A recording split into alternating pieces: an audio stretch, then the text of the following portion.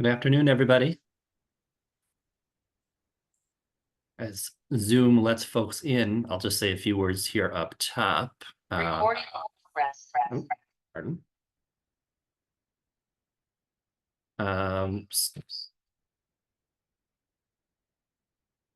See what I can do about that feedback.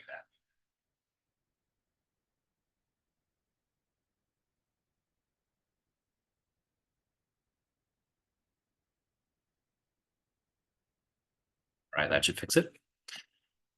All right.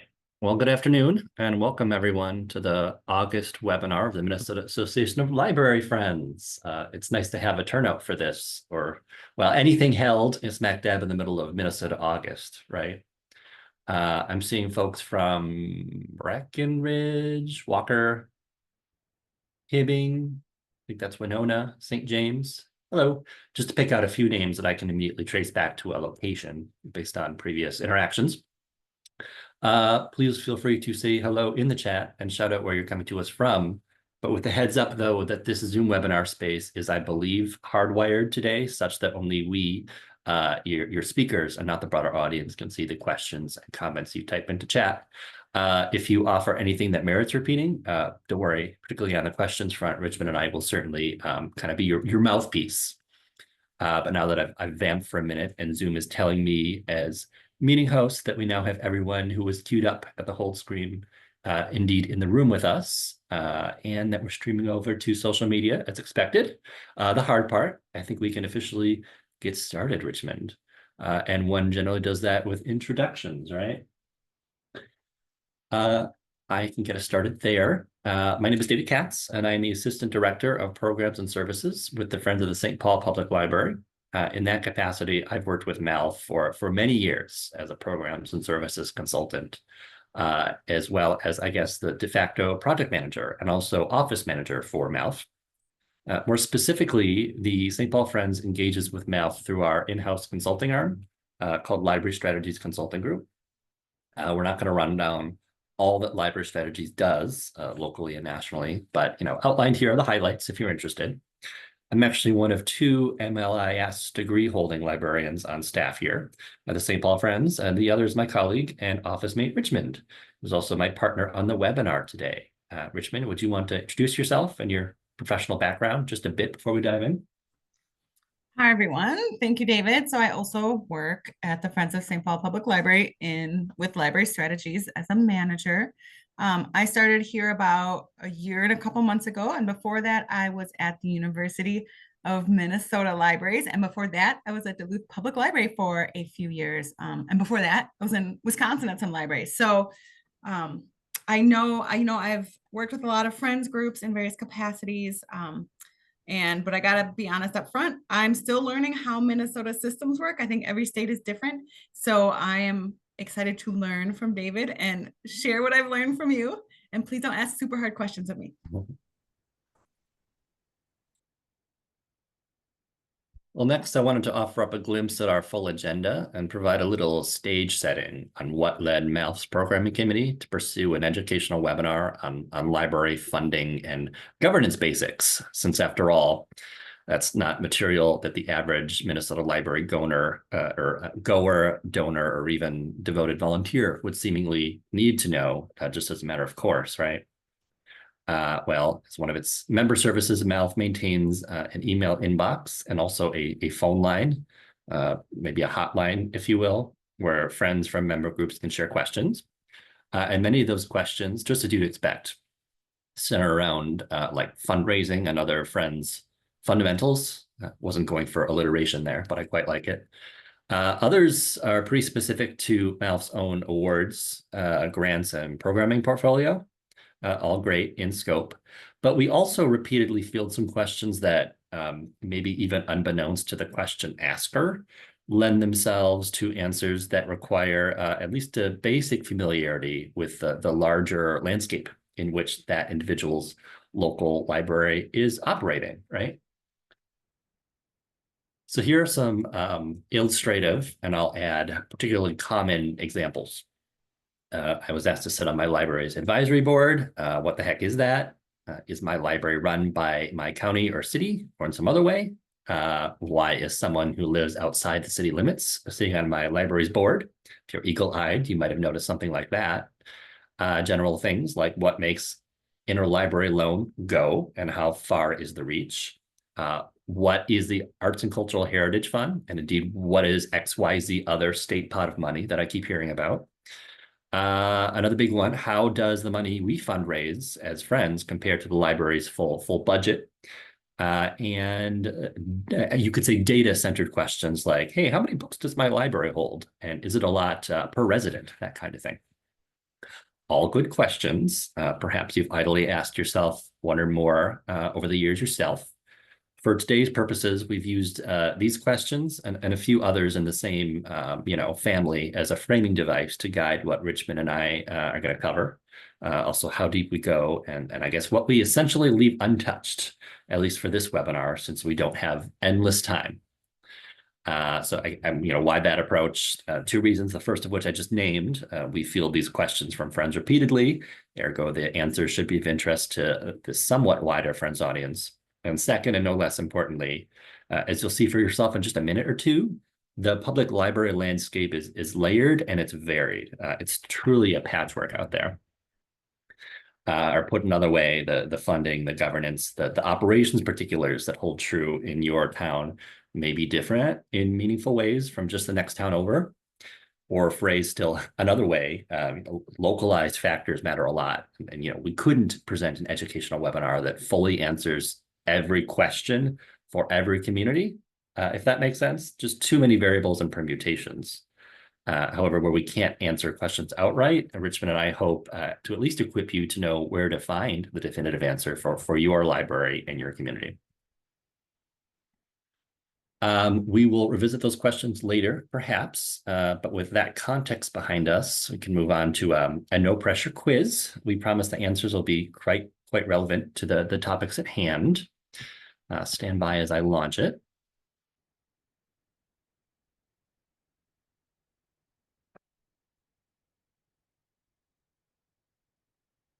All right, you should be seeing a pop-up with 3 questions, and depending on the device you're on, there may be a scroll to see that third. Question 1, how many individual brick and mortar public library buildings does Minnesota have when we're counting branches? I say brick and mortar because there are at least a half a dozen bookmobiles and a host of valuable online-only services, some of which Richmond is going to touch on briefly later in our time together. So we can exclude those for the moment, but beyond that, I think the question is straightforward. Question 2 is perhaps a bit less straightforward. How many separate library systems serve Minnesotans? An important distinction here is that many of our libraries aren't functionally entities unto themselves, but rather branches of like a larger system. As an out-of-state example, you can consider the I think you'd agree with me when I say world famous New York Public Library, one of the 10 largest in the world, which has 92 locations, I think. However, they ladder up to just one governance entity or system, NYPL. And then last, who funds and governs our libraries? Kind of mix of options for you there. I'm going to end the poll. Well, it looks like we have a lot of people who are wavering or for other reasons not participating. It's optional, but it's always interesting. And your individual responses will be anonymous if that helps. Okay. Gonna call it in 5, 4, 3, 2, 1. Oh, how fun. Okay. Ending poll and sharing out the results. Hopefully you can see that. Answers. There are 355 libraries spread across Minnesota's 87 counties. And this, of course, is excluding K-12 school libraries and media centers, also university libraries, special collections, and so forth. And 4 public libraries, that equals out to about 1 for every 16,000 or so residents, if I did the math right on my calculator here. For an outside point of reference, California and New York are the states with the most libraries, but per capita, it's in the same ballpark. I'm not saying that a per capita metric is necessarily any true measure of quality or effectiveness, but that felt like helpful context to question 3. For question 2, our 355 libraries ladder up to just about 140 library systems. As we'll discuss more shortly, this is the level at which conversations around library governance, operations, and also funding must usually center. Largest by far here in Minnesota is Hennepin County Library, which has 41 branches. But with that said, in most cases, we're talking 110 or nearly 80% to be more exact, that the library system maintains a single service location. And that's quite common in greater Minnesota, as you might have surmised, but it's not as simple as a metro versus greater Minnesota breakdown by any stretch. I myself live outside St. Paul, quite close to the Bayport and the Stillwater libraries, both super high functioning, well-reputed single location systems. Then looking to our south, I was just reading about goings on in the Blooming Prairie Library, which is north of Austin. And Blooming Prairie is a satellite branch of the 2-location Owatonna Public Library. So as you're, I think, seeing already, there's not uniformity here. And that's compounded when we get to question 3. If you're like me, seeing all of the above in any multiple choice lineup, regardless of context, always looks tantalizingly likely, but you never know if it might be a trap by the test taker. No traps today. In Minnesota, we boast at least some of each. By the numbers, most of our 140 plus library systems were established by and are run by towns or cities. However, we also have more than a dozen library systems operated at the county level. It's usually right there in the name, like Dakota County Library, for instance. Simply for simplicity's sake, I wish I could say that binary is all there is to it. However, another half dozen or so of Minnesota's 87 counties run library service through a contract with one of the larger cities within its border. And then last but not least, we have some interesting multi-jurisdictional arrangements in this mix, including public libraries operated jointly with the overlapping school district, and also so-called regional public library systems, which we'll discuss more shortly. Okay, so I'm going to stop sharing that and move along with the slide deck. Lovely. So that's already quite a patchwork, isn't it? Each of those models is a right one under Minnesota Statutes Chapter 134, which is where you will find everything relating to the legal basis of public libraries in our state, in all their permutations. You do not need to read this rather dry, almost novella-length discourse on library structures to understand how your library works. What's most critical is that state law stipulates that each system adopt some documentation. We're talking bylaws, some accountability structures like annual reporting and so forth that lay out its funding structures, its governing authority, and other basics that it can be really helpful for a resident as involved with their library system as is a friend of the library to be familiar with. And I can't say that I've personally audited every library website in Minnesota to ensure this is the case, but we'd strongly encourage you to check the About Us or equivalent section on your own library's website. I'm sure that's a tab we all often gloss over, but so many answers to questions like those we posed on that previous slide are essentially hidden right there in plain sight sometimes. Dare I say oftentimes. Next, let's talk more about library governance and funding. Per state statute, every library is governed by a board of trustees, a body composed of 5, 7, or maybe 9 members, residents hailing from within that city or county. General elections for these seats are quite rare. When it's a city library in question, appointees are ordinarily selected by the mayor and city council. In a county system, that county's board of commissioners usually does the honors. Statute caps any individual's term of service at 3 consecutive 3-year terms, and board members can't be paid, though can receive reimbursement for like reasonable expenses relating to their role, travel, and so forth. As we're showing here, there are two types of boards for you to know about, as was alluded to in one of those primer questions. Governing boards exercise control over their library's budget. This is also the group responsible for setting and, when necessary, I guess, reappraising library policies, hiring the library director, setting and adjusting compensation structures for staff, and establishing the library's strategic direction, though presumably doing that last in active partnership with the director. By contrast, an advisory board has more limited authority. They may have setting and implementing policy as part of their guiding charter, but they don't have responsibility for the budget or direct oversight of the library director. They counsel the city council or city board of commissioners, et cetera, those who approve the budget, those who do the hiring and the oversight of a director, and about a third of local boards out there in Minnesota are advisory in their nature, at least here in Minnesota. I think that ratio is different in other states.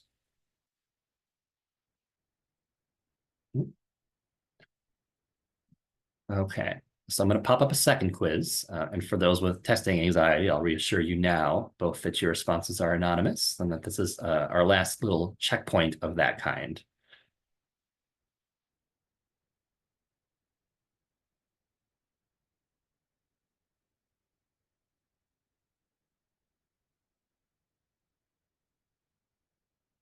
All right, you should be seeing it now. This one's just two questions, but again, you may need to scroll depending on how it's populating on your device. While you ponder, I'm going to try to optimize our time by offering a few words on funding, with an intentional emphasis here on local funding sources. In Minnesota, counties and cities that operate a public library must provide at least a minimum level of funding for library services. They can't leave you high and dry entirely. That amount will can vary widely among local governments. It's based on some mix of taxing capacity, the population served, of course, and or a rolling calculation based on what has been spent for library operating expenses over previous years. And that last, I believe, is meant as a safeguard against like a precipitous and perhaps unexpected, to boot, 1-year decline in budget that could put the library into a tailspin mode real fast. This is one of those areas alluded to earlier where I couldn't, off the top of my head, tell you all the relevant particulars that hold true in your community. However, I'd be optimistic that a quick web search would turn up guiding documents, also recent annual reports, et cetera, that offer the clarity being sought. And then question 1 is, on average, how much of a library's operating expenses are funded through local means, as opposed to state or federal funds or non-public, including philanthropy?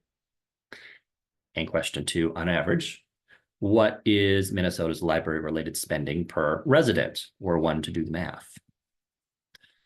And while I give you just a moment longer to ponder and respond, it looks like we have about half of you, so a lot of folks sitting on the fence. I will add in the proviso that these questions take into account numbers from fiscal year 2019. That's the data set I had handy on my desktop, and which was easiest to work with. Granted, some things can and will change in any 4 to 5 year time frame, but in broad strokes, these answers should still hold true. All right, going to end the poll and share with you the results. Some smart cookies among you. I found that this reality really comes as a surprise to many friends who either overestimate the amount of money from state and federal sources that are enabling the day-to-day activities at their local library, or perhaps have misimpressions about how the money raised by their friends group or foundation compares to other slices of the funding pie that make the library go.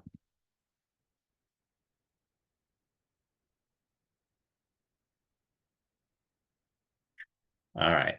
So looking at the macro or statewide level, More than 200 million, well over 200 million actually, or 85% of operating revenues come from local public sources of some kind. Here is elsewhere.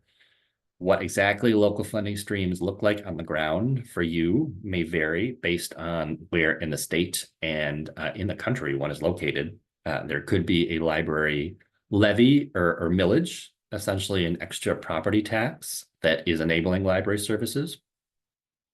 In other communities, the library as a city or county department must essentially share and maybe jockey for its budget line with other public entities like the local police department and like the fire department.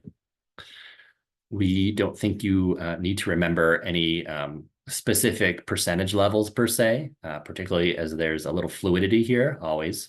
But we hope you will take away from this pie chart an enhanced understanding for why a local budget cut from your city council, your county commissioners, whomever hold the purse strings, why that can really be so devastating for your library. Private support from sources like friends and other donors factors into a share of library operating budgets equivalent to no more than 8%. So in hard times, it's unrealistic to think that redoubled fundraising efforts from friends can have that same impact as, say, a public advocacy campaign intended to preserve or restore those tax dollars. If you were wondering, before we leave this slide behind, pulling again from fiscal year 2019 reporting, state sources, some of which Richmond will delve into presently, account for about 7%. An important share, to be sure. Federal resources usually ladder up to less than 1 percentage point, at least when we're talking strictly about day-to-day or so-called operational spending. If you're wondering what the total per capita spend is, it should be in the neighborhood of $45 per person, though naturally, again, a through line here, the specific figure is going to vary from year to year, and more importantly, still based on local factors like how robust your community's grassroots funding streams supporting the library really are. So here again, I'm not so subtly hammering home that through line about the patchwork nature of the Minnesota library landscape. Moving along, there is actually an added layer of administration that merits attention, as it often factors into the answers to questions that friends pose to us here at MALF. Minnesota's public libraries and all they make possible for us are also supported through statewide but region-based structures, so-called regional public libraries, the first one, and multi-type library systems. Your library, wherever you are, is covered under the mission of and resourced by one of each. Minnesota's 12 regional public library systems on the map here. They've been a staple of the library landscape here in Minnesota since the late 70s, which is when the state legislature first officially recognized them. Prior to that, libraries were already working in partnership, and this just sort of codified and started to make formal what was already kind of a norm in some ways. These regions are multi-county service agencies designed to help local governments, which, as we discussed, includes towns, cities, counties, and some more unique municipal partnerships, helps them do a couple things. Can consolidate certain functions like administration and IT support. We'll talk more about administration in a minute. A real big one is it allows libraries to pool their purchasing power, basically leverage economy of scale when acquiring resources. You always hear about how mom and pop shops have a difficult time working with wholesalers compared to, say, the Walmarts of our economy. That's economy of scale at work. It also works with book buys, a very valuable value add in this library landscape where ebooks and other e-materials are getting more and more expensive year over year. Regional libraries also allow participating libraries to share resources more easily through means like shared catalogs and interlibrary loan. ILL is something Richmond's going to talk about in a minute here. So on the surface, I think that looks pretty straightforward, right? But in practice and on the ground, what your regional library does for you can vary a fair bit based on where you're located. So those 12 regionals are split between so-called federated and consolidated structures. You can think of consolidated regions as entities that do most everything for the libraries in their service area. Things like acquiring and weeding materials, processing returns, setting budgets, staffing, and even programming. And as an example, I think we can look at the Great River Regional Library in the heart of the state, also here on the maroon map. You wouldn't necessarily notice right away when stepping into the libraries servicing Little Falls, Annandale, or maybe Cicado, because each feels so authentically embedded within their own community, which is great. But these local libraries are actually all effectively arms of the same 32 branch Great River Regional Library, which covers I think just under 100,000 borrowers at this point across some 5,000 square miles of service area. Most of its budget, nearly 80%, according to their last annual report, comes from service agreements in place with the many counties and cities which GRRL serves with, again, near full service library support. I say nearly full service because ordinarily member cities and counties retain some responsibility for building upkeep, and there can be other caveats, but don't worry, we don't need to go into those weeds today. So in addition to those consolidated systems like Great River, there are also so-called federated library systems. And in a federated model, each member library system retains most of its independence, so to speak. They have their own board, and that board maintains financial autonomy, also responsibility for staffing, and also authority over policy setting. What a federated system actually renders depends on the region, but it can include direct patron services like programming and bookmobile service, if you have one, as well as critical back-end services, staff training, cooperative purchasing, which we named already, and shared automation systems behind the scenes for processing and tracking what are easily thousands of books each day, right? So 6 of the 12 regions are federated rather than consolidated. For illustrative purposes, we can look at Selco in the southeast corner of the state. I know we have Selco libraries well represented on this Zoom call. Selco stands appropriately enough for Southeastern Libraries Cooperating. It offers centralized services to 35 member libraries across 10 or 11, I think it's 11 counties. However, the libraries that so benefit, and they include Owatonna, Faribault, Rochester, Selco is based in Rochester, Northfield, they're all still independent with their own boards and budgeting authority. And by the way, regionals like these, both federated and consolidated, also receive the receivers of various state funds intended to better library service within their geographic area. But I'm going to leave that part alone for now, as in a moment, Richmond is going to spotlight state level things we think it worth you as friends knowing a bit about. But quickly, before I pass the baton like that, if you can believe it, there is a second and dovetailing regional layer to library support. What Richmond said up top about the complexity being confusing even to those of us who consider ourselves practitioners in this library ecosystem. Yes, I feel it too.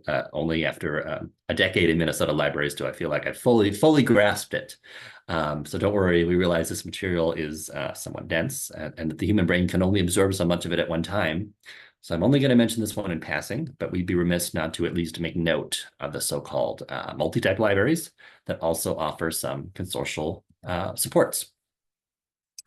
The key trait that differentiates multi-types mapped here from the regional public libraries we just talked about is that they encompass not just public libraries, but also university libraries, school media centers in K-12 districts, and special collections. Taken together, these types of libraries actually easily outnumber the public library locations in Minnesota. So for more details on those multi-types and the regional systems too, you can do 2 things. You can look online to see which your library is part of and what that means for the services they, and by extension, you receive. Or for a more general primer, I'd recommend skimming a nice, it's available online. It's a handbook created for Minnesota Library trustees by our former state librarian a few years back, chock full of good stuff and far easier to digest than, say, the language of a state statute. I think we'll link out to that, among other resources, in our post-webinar email to you all that you'll and do always receive from MALF's Programming Committee. But speaking of our state librarian and state library services, I think I'm going to pass things off now to Richmond to clue us into several entities working on a state level to support our libraries. And then afterwards, we'll revisit those original questions and see what we've learned. Richmond, you can take it away and like poke me if I miss slide transition. Will do. Okay, so we've sort of been going from, a micro level to a macro level in this webinar, but I'm going to sort of skip a middle step or skip an organization that's closer to this macro level. And I want you to think about who I could be skipping. I'm going to ask you at the end of the State Library Services slides, and we can see who recognizes what's missing. So we're talking about Minnesota State today, so I'm not going to talk really at all about the federal organizations that you see here on this chart. This chart, which was made by State Library Services, thank you to them for giving me some of these slides. The solid line shows the funding, the actual money, and the dotted line shows sort of the advisory, decision makers, communications.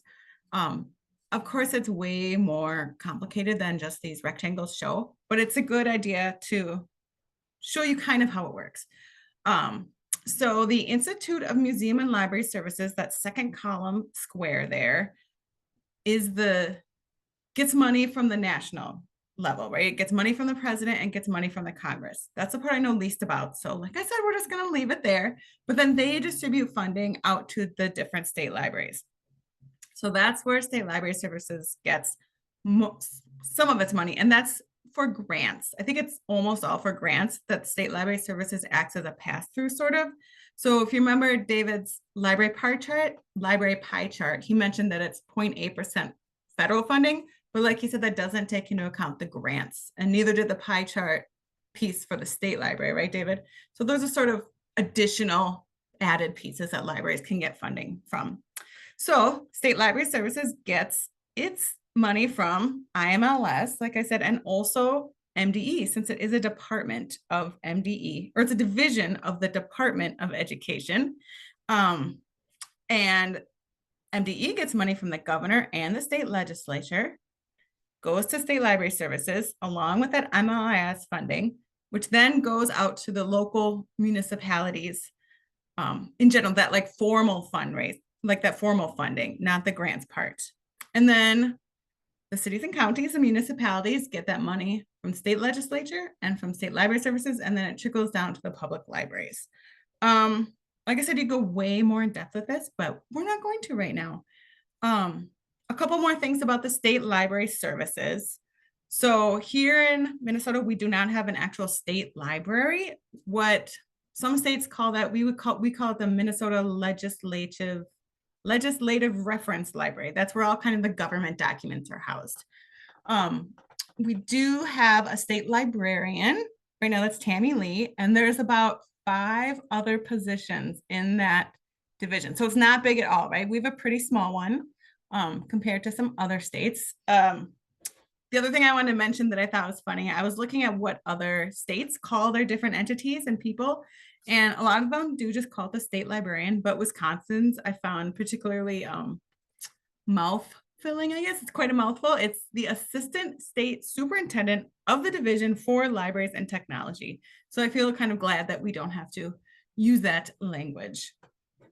Okay, so this slide is also courtesy of State Library Services, and I really appreciate on their end that they recognize how kind of, I don't want to keep using the word confusing, but how you don't really know who does what, especially if you're just coming in. You might think, well, duh, it's a state library. Of course, it's going to have a statewide library catalog, but that's not true. So these 2 columns, so what does State Library Services do, right? So with their 6 positions or so, they're adding a new one that's support for school librarians and media specialists. With that new funding coming in for them, they're going to need some help, I think. So the big things are administer the state aid, state grants, and the federal aid to public libraries. So like we said, they're sort of the pass-through. They're in charge of that money.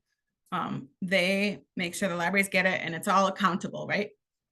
They coordinate learning and network opportunities for library staff. So professional development, and, coordinate is because they're not a huge staff. So they just set up, not just, they set up webinars, larger retreats, weekly, what am I looking for here? Like standing sort of groups meetings. And by law, they also collect public library usage data. So each public library in Minnesota should be, and hopefully is, filling out annually a questionnaire. And it is kind of a long questionnaire that then gets sent to state library services. And there's stuff on there. It goes all the way from like, how many full-time staff members do you have? How many hours are you open? I think there's even like, how many computer sessions were there across the year? How many programs, attendance, et cetera, et cetera, et cetera. But then you can access that public data. They make it, State Library Services makes it available. That's part of the law. And you can kind of, if you're looking to compare your library to another one, or just sort of see where different libraries are at, you can do that through that. And they also manage the Minnesota Braille and Talking Book Library, which is an awesome service that's been around for quite a while. People can get things mailed to them, like large print books and magazines, little MP3 players that'll have an audiobook on it. I think I heard that it used to be, maybe even when I was in Duluth, that you could get sent a small tape player with tapes for an audiobooks. Okay, so that's what they do, right? And it is a lot for, I think, how big and or small you want to say it is. What do they not do? So they don't manage public library systems. We sort of went through that with David's explanations. They don't maintain a statewide library catalog. They don't coordinate interlibrary loan delivery. So they're not doing that kind of statewide service. They don't provide access to databases and ebook collections. And they don't develop a statewide digital archive. So you may recognize that all these NOPEs are about the same organization. And I have to say, honestly, I don't know how it gets decided what services are provided by which organization, whether it's on the state level, this, the sort of middle management organization I'm talking about, or your regional level. Next slide. And I just want to highlight one part of what we've been talking about, which is the grants, because Friends groups can apply for the, Library Services and Technology Act grants to state program, which is the federal money that comes to state library services. And then state library services, you have to apply. It's a pretty, it's a state bureaucratic process. You fill out an application for what you want to do, and then they look at it and decide who gets it. And what they're looking at when they do that is the LSTA 5-year plan goals. So if you're thinking about this, one, they have really great information on their website to help you, and they will also answer individual questions to help you out. And you can see on there too what programs have been funded in the past. So even if you just want to get ideas, you can do that. Like I said, Friends groups can apply. And just to give you an idea of how much money is out there for these LSTA funds, there's $400,000 available in the 2023 to 2024 cycle. SLS isn't going to pick one or two huge projects to fund. They're going to make sure that it's spread out amongst the state and sizes of libraries and everything. There's also construction grants available, which are funded by the state. And there's $4 million available in 2024. And I wanted to highlight this because as a Friends group or Friends member, you can help your library out with this. And I did try and find out whether Friends groups can apply for these grants too. And I wasn't able to get the answer in time. But regardless of whether you as an organization can apply for it, you can definitely help your library. Like I said, this is a big bureaucratic grant. And if their staff doesn't have time to work on it or do it, you can at least help kind of get that ball rolling, maybe put together some of the materials for the grant if you know a renovation or a new building is coming. And just briefly on the bottom here are some images from a grant that was funded, or a program that was made possible through a grant that was funded to the Hennepin County Library Friends. I know that's a big organization, and there might be only one or two large friends groups like that in the state, but it's just an example of the type of program that gets funded. And I really like this one. So they started a pilot program, I think back in 2021, that they called community-based hiring practices. And I liked it, one, because it kind of looks inward at their own hiring practices and how they can change that, but also outward. And like they said, they want to build libraries that reflect neighborhoods. So the staff working in the library reflects the neighborhood that the library is in. So really being part of the community even more that way. Next slide. Oh, wait. So if you remember, I asked you to think about what organization I've been referencing that we haven't touched on yet that provides a lot of services. And I know you all can't see each other's answers, but if you want to pop that in the chat and we could see, I want to see, well, and I know there's one person on here who actually works at that organization. So I suppose they can answer too. I'll give it just like 1 or 2 minutes to see what you come up with. Well, that's a long time, 30 seconds or so to see what you come up with and get a drink of water for myself. If you remember that side-by-side list of what State Library Services does and doesn't do, that doesn't do is what this, I keep saying organization, what this service does. This, I don't even know the right word. I'm going to say organization again. So somebody said legacy, and that's actually a good point. That's not what I'm thinking of, but I did not touch on that source of funding for programs. That goes to the, somebody correct me if I'm wrong too, but I believe that all the legacy money goes to the regional systems, who then works with the libraries to arrange, you know, things that fulfill the legacy requirements, programs or art exhibits, or other things that fit the legacy requirements. Richmond, I'm getting some responses coming just to host. Some that are tantalizingly close, actually. So I don't think you can see these, but we have somebody saying the Office of Higher Ed. We have somebody who says U of M Twin Cities / Duluth. And yeah, another person saying U of M. So let's go to the next slide. Nobody got that quite on the head, and I think it's because it is, well, but what you said all fits into Minitex. So I'm thinking of Minitex. And this slide also is from State Library Services, because I know there's kind of overlap and confusion. So Minitex is a separate thing from State Library Services, sort of. Minitex also serves the entire state. In addition, they serve North Dakota, South Dakota, and Wisconsin too. Anne, who's on here, who works at Minitex, said that organization is a good word, and that sometimes they say we are a program of the, actually, I don't know what that would end with. Program of the state? Program of the library services? Sorry, Anne. So anyway, here is another example of the funding. So Minitex, which is housed in the University of Minnesota Library, like physically, it's not part of the university libraries, but it does get money from the state through the Office of Higher Education and from State Library Services. So that's sort of what you see here. The funding going to State Library Services, plus this wiggly line from the state funds going to Minitex, and that's the Office of Higher Ed. And as Anne said, she just clarified, sometimes we say we are a program of the Office of Higher Education, but they serve everyone in the state, not just people in higher ed.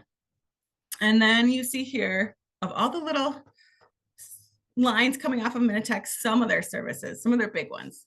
The ILL services, which David alluded to, the ELM databases, which are available to anyone in the state, and eBooks Minnesota is another big one, which highlights Minnesota's independent publishers and makes them available also to anyone in the state without a library card required.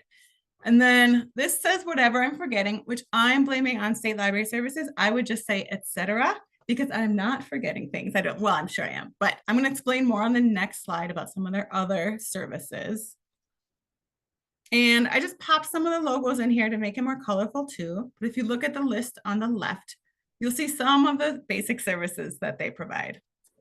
We've mentioned interlibrary loan, how books can go around the state to fulfill your requests. Like if your library doesn't have what you want, they or you can put in a request through MinLink, that first logo on the bottom left there.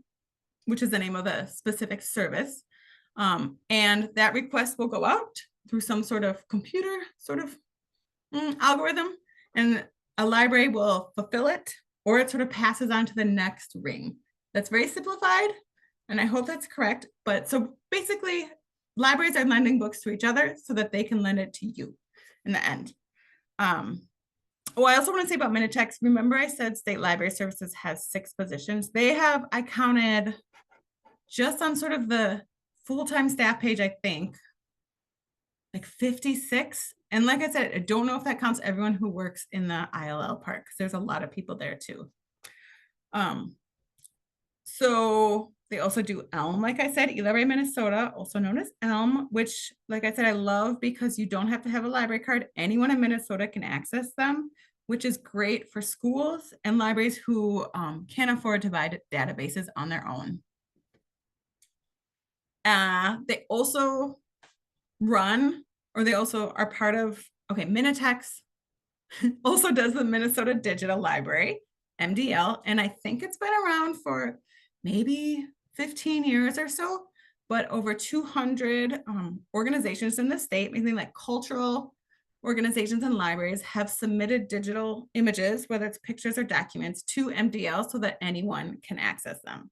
And the way it works is that a library will apply to have its stuff be in MDL, and then once it's approved, the library sends out their stuff to a professional scanner that MDL pays for, so that it's, the library doesn't have to do it, Minitex staff doesn't have to do it, and it's done well. And then the sort of in-kind part of that program is that the library staff then puts in all the information, the metadata, if you want to call it that. So, if your library sends in a picture of a football player, the library then will put in what year it is, if it's a school, what school is it, what color the uniform is, really anything that you might use to search. So maybe the word helmet too, you describe the image using a lot of words so that anyone looking in the library can search and find images that match anybody who has a helmet on, for example. Ask Min is the statewide reference chat service. I always like to push this out, and it's actually part of a larger service called 24/7 Chat Cooperative, or Cooperative Chat, which is super cool because that means you, living in Minnesota, have access to someone who can help you with a reference question literally 24/7. When I worked at the university, I would tell the students, example, you're working on your paper at 3 a.m. and you really need someone to help you, you can hop on there and someone will answer you, someone from across the globe at that point. And it's just really fun. It was fun to work at. It can be fun to just use. eBooks Minnesota, I mentioned briefly. I love eBooks Minnesota because it allows for simultaneous users. So a lot of you might use Overdrive at your library or Hoopla, where you can it's one person can access that one file at a time. But in eBooks Minnesota, as many people as can access it. And so that means it's great for book clubs. And a little plug here, it's One Book, One Minnesota just started again with the book Sharks in the Time of Saviors, and you can access it through eBooks Minnesota. Thank you, Minitex. And then very briefly, they also do cooperative purchasing things. So your library can get things cheaper by buying through Minitex. And they also do a lot of professional development, just like State Library Services does. Oh, I have one more slide. This is much less facts like this, and I think interesting information. So Minitex is the acronym for the Minnesota Interlibrary Teletype Experiment. And you can see this bottom right picture here is of someone who I think might actually be an old co-worker at Duluth Public Library. I think it was taken in the 70s or maybe early 80s, judging by that full mustache and sideburns. But you can see sort of the beginning process of that when Minitex started. I already mentioned Minitex serves the states around us too. It's housed in the university libraries. It's state funded. We sort of went through that with that chart. And one thing I mentioned, which is just a very small part of Minitex, is that they manage the Minnesota Library Access Center, MLAC. We love our acronyms. And that space is also known as the Caverns, which sounds ominous. And I think it kind of is. The university archives are also housed in this space, and it is below ground. It's a huge space carved out underneath the West Bank University of Minnesota campus. It butts up against the river. And you can't tell from this picture here on the bottom left, but that is 17 feet of shelving. And in MLAC, they shelve by size, not, genre or call number. And they do that because if you see each of these sort of brown containers pulls out and the books are in there back to back to back to back to back. So you can fit so much more in that amount of space. So, if you place an interlibrary loan for something that's in MLAC, there's someone goes along with their, their not a cherry picker, but they got to go pick it off that shelf. They go up there and pull it out and it's for you. And Minitech said the books that are in here, they're in here because public libraries, as you know, don't have space to keep everything, especially if it's not being used a lot.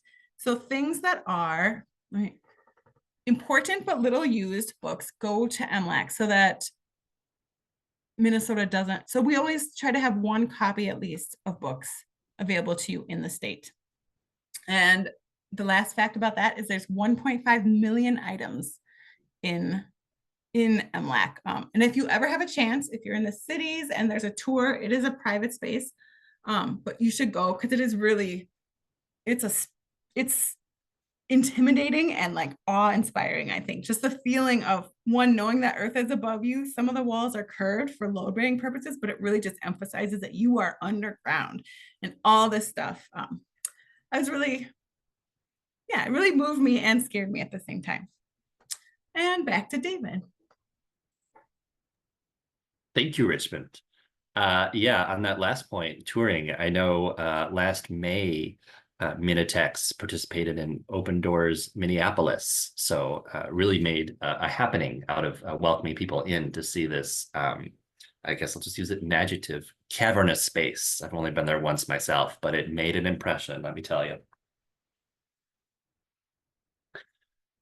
Okay, so while we're talking about state services, it seems appropriate to offer up just a quick plug for our conveners today, the Minnesota Association of Library Friends. MALF is a private foundation, and so in some senses a very different animal from those organizations we've been talking about more recently. However, like Minitex and like State Library Services, MALF is based in the Twin Cities metro, but truly statewide in its scope. Since 1979, MALF has provided educational programming opportunities, such as this one, and also informational resources and a portfolio of both grant and award programs to member friends groups across Minnesota. That network right now is about 100 groups strong, give or take some. MALF's membership year is equal to the calendar year, so it can certainly fluctuate a bit in there. So I won't belabor this point, as the majority of us here today are already in the MALF fold, so to speak. However, if you're not already a excuse me, member of MALF, I'd encourage you to check them out. Dues are low, only $35 a year for groups of all sizes and $20 for individuals. A particularly good membership tier for if you're, sort of a community booster in a community that does not have a friends group. There's also a membership tier for libraries that are obviously institutions but don't have friends groups yet. So you can go to mnlibraryfriends.org to their relatively newly revamped website for all the details on that and more. Sometime in the next day or so, you will receive an email from MALF with a post-op survey request, some of the links we've shared too. Also a link to a replay and a PDF of today's full slide deck. So we didn't think we'd have time or appetite to run through all these answers, at least at the level of detail. But knowing you will get the slide deck, it did seem worth the while to sort of bookend the PowerPoint with answers to each. So that's these next 4 slides. However, it might be still more productive use of our time, the rump we have left anyway, to address some of your real-time questions. And while Richmond was talking, I was sort of juggling We have some submitted through Facebook. We have some captured here in real time in Zoom chat. Then some pre-submitted questions that folks shared at time of registration. So it's a real hodgepodge, and we'll get through what we can. And the first question was, where do you turn when you want to suggest an item for your library to buy? Which is a great question, because I think there are a lot of people out there with Midwestern sensibilities who wouldn't deign to be so assertive as to suggest a title to their library that not only they, but other people would read. Feels like a forward action. But no, you can. And the answer depends on where you're located.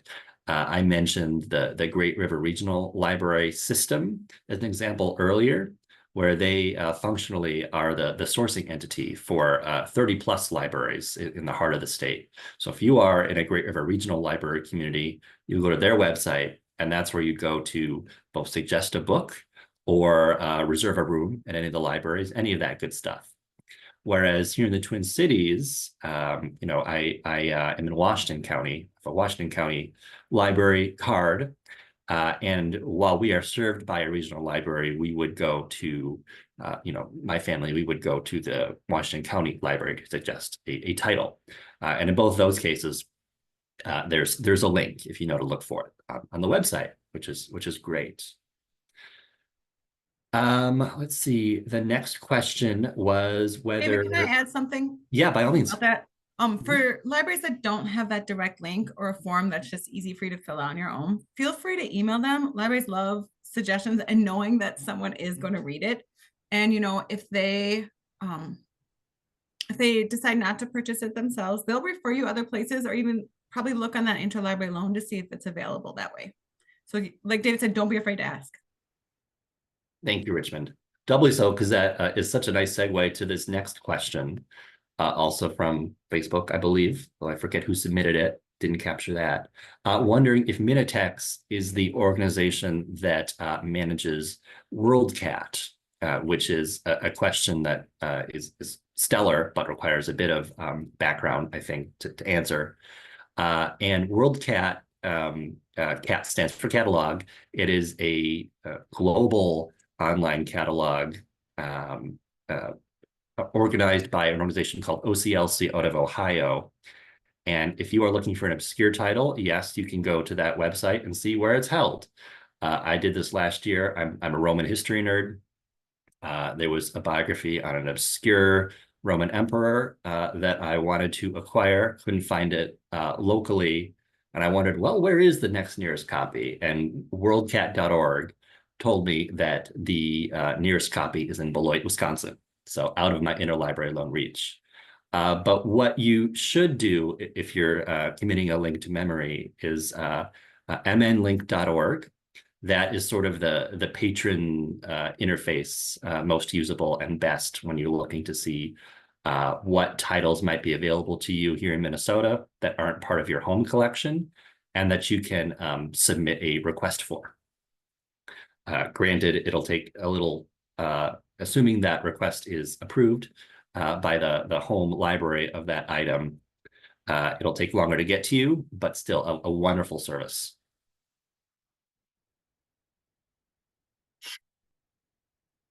Let's see. Did you want to add anything, Richmond? Okay. I have an advantage here because I've been capturing the questions and some of them you're not seeing. This next question was, I'm gonna paraphrase this, basically wondering how they can know how much money their library spends on ebooks, how much money they spend on, this wasn't in the question, but staffing per se, that kind of thing. Basically, data, hard numbers related to their library's outputs and performance. I think we have a good answer there. The state library here in Minnesota, and indeed the equivalent entity in every state, collects basic stats from each public library system in their service area, so their state, and then reports those up to the Federal Institute of Museum and Library Services. And here in Minnesota, like in many states, the state library can also take that opportunity to tack on additional questions that individual libraries are required to answer too. So that you can go on the State Library Services website to download a pretty easy to manipulate Excel document and some other handy resources that have been pre-sorted a bit to learn how much your library has spent on materials. Oh, thank you, Richmond. You're fast on the draw. On materials, on staffing, and also cool things like how many programs they held in the preceding year. Both adults and youth audiences, how many people in total showed up, and cool things like that as well.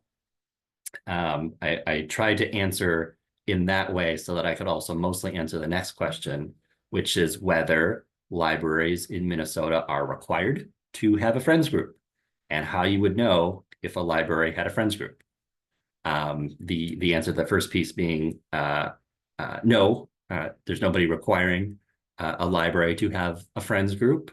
It's a standalone, independently governed 501c3 entity. And if your community has one and they're robust, you are lucky because that supplemental funding, does not hold true for all communities. But helpfully, the state library does have one of those optional questions. So it's something that the feds haven't dictated that they collect, but they ask if the library reporting in has a friends group. So again, you can go to that state resource that Richmond just linked to know if the library 2 communities down has a friends group. You can also go to MALF's website, mnlibraryfriends.org, where they have a searchable database of active friends groups who are in the MALF fold. If they are existing doing things but aren't members of MALF, they might not be reflected there though. Let's see. Did you want to add anything there, Richmond? No, I know you have other questions, but one just came in about like who has friends groups. So I thought maybe it would be a good time. How many friends organizations are system-wide versus branch specific? Do both exist in some library systems? The answer is definitely yes. We work for the Friends of St. Paul Library, and they have 12 branches, a number of branches. And there is, we are the overall friends, but there is one branch that has its own friends group. And I think that's a little more unusual in a kind of standalone system like ours, but there are definitely some of those larger, the federated systems. I think often the individual libraries will have their own friends group. But David, you answered too. Yeah, to reuse our earlier word, it's a patchwork out there. You will see centralized friends groups, and this holds true across the country, and hyper-local ones at the branch level that, depending on what the rules are governing their operations, may have complete autonomy. There are also sort of groups in the middle. I'm thinking Friends of Hennepin County Library, where many of their 40+ branches have a local friends group, but sort of report up to a central Friends of Hennepin County Library. We have a couple questions, Richmond, asking about sort of who, I'm going to do my best to lump these together, Renee and Jan. Basically, who has say over the sort of spending of Friends dollars, presumably earmarked for library things, but beyond that, who has the say? And sort of, is there a best practice for what Friends and Foundation dollars go toward, and what the ratio should be, what they should not cover, that kind of thing. So for time, I'm trying to lump those things together. But did you want to take first pass at that, Richmond? Yeah, I'll definitely say it's a pass. There's no rules. There's no friends rules of what you have to do as far as, I know, but the rules that you have come from your own bylaws and your own MOUs with your library. I think that's where you can kind of establish that thing and, come to agreement. But that's in terms of like how much you should spend on what. I mean, I know it is an issue that comes up. Dave and I talk to friends groups like across the nation, and you definitely hear. I just heard about a friends group that the library was a little concerned with because they were spending so much money just on events that didn't bring in the money. And it's not about the money. Like friends groups provide so much, especially volunteer hours, just getting the word out there about the library advocacy. But it is in some ways about the money that goes to the library so that they can do the things they can't afford to do. But it is, as far as I know, it's an internal decision. Like your board can decide for itself, honestly. David? Yeah, so two things that could throw into that mix. One being, you mentioned memorandums of agreement or understanding. Some other folks were asking about that as well. What that does is basically codifies the understanding between the library friends and the leadership team of the library, so that you know which things are in scope for friends fundraising and which are out of scope, or in the middle, what would require additional conversation. So that you have some consistency even as new people rotate into the roles. Typically, what it looks like is the friends can only fund things that the library deems helpful. Through library strategies, Rippin and I and our colleagues have certainly done sort of therapy seminars and things with friends groups who really want to be the tail that wags the dog, and build this or that extension to the building or add this or that amenity that is misaligned with the library's priorities. You can't do that. But conversely, an MOU will also lay out what the library owes to the friends, such as, ongoing dialogue with the director, regardless of who is the director chair, and basically recognition, guarantee of recognition where that's appropriate, such as a Friends funded program. And last but not least, a promise that the Friends money will only be used for XYZ. And the best practice, and this is getting to the other half of the question, or my answer to that bundle of questions, is that fundraising dollars only go towards enhancements, things that supplement rather than supplant public funds. Our colleague Karen, who's a professional fundraiser, says that nobody wants to purchase your toilet paper or your electricity bill. And there's nothing exciting about an HVAC system, but a program or a special collection acquisition that would not be possible just from tax dollars is typically that sweet spot.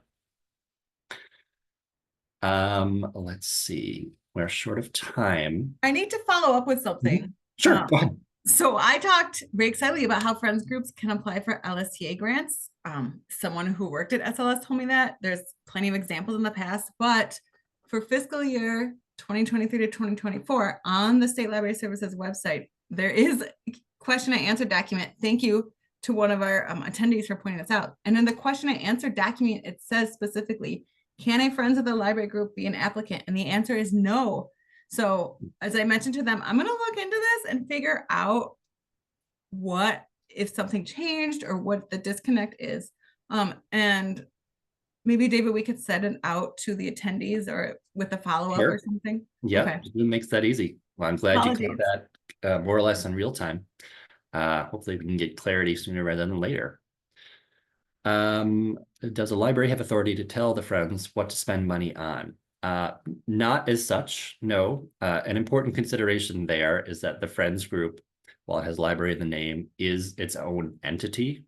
It's very important from a governance and taxing perspective.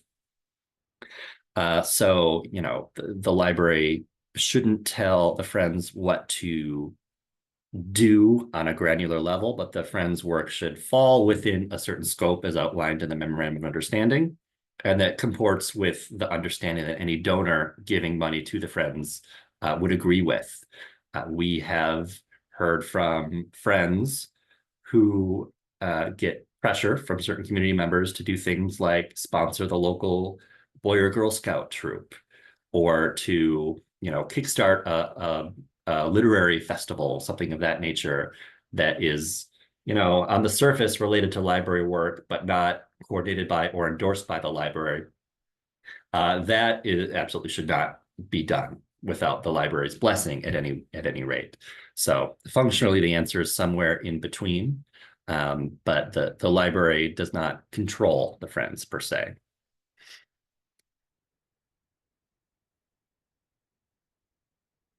All right. And I think the last question we have time for, unless there were some that you saw, Richmond, that I missed and that really captured your attention, but was again about MOUs and where examples can be found. Two things. Goodness knows we mentioned enough, organizations and independent places for resources today. But another one to consider is called United for Libraries, and they are the Library Friends Foundation and Trustees arm of the American Library Association. And they have some sample MOUs on their website.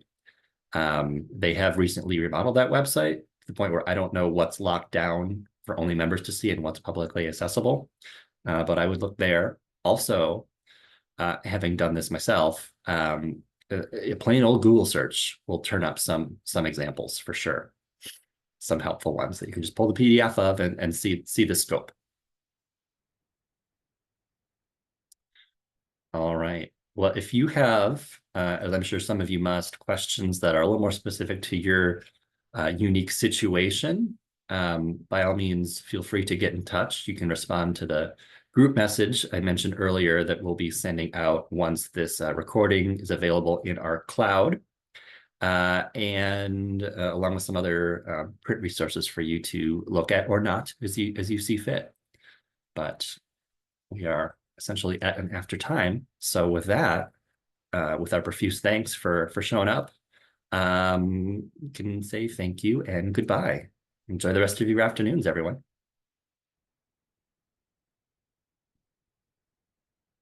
Thank you.